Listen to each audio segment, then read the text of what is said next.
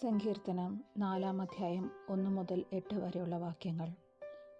എനിക്ക് നീതി നടത്തിത്തരുന്ന ദൈവമേ, ഞാൻ വിളിച്ചപേക്ഷിക്കുമ്പോൾ എനിക്ക് ഉത്തരം അരുളണമേ. ഞെരുക്കത്തിൽ എനിക്കങ്ങ് അഭയമരുളി കാരുണ്യപൂർവ്വം എൻ്റെ പ്രാർത്ഥന കേൾക്കണമേ.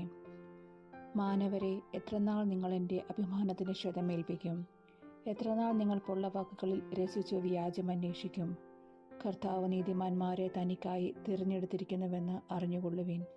ഞാൻ വിളിച്ചപേക്ഷിക്കുമ്പോൾ അവിടുന്ന് കേൾക്കുന്നു. കോപിച്ചുകൊള്ളുക, എന്നാൽ പാപം ചെയ്യരുത്. നിങ്ങൾ കിടക്കയിൽ വച്ച് ധ്യാനിച്ചു മൗനമായിരിക്കുക. ഉചിതമായ ബലികൾ അർപ്പിക്കുകയും കർത്താവിൽ ആശ്രയിക്കുകയും ചെയ്യുവിൻ. ആർ നമുക്ക് നന്മ ചെയ്യും?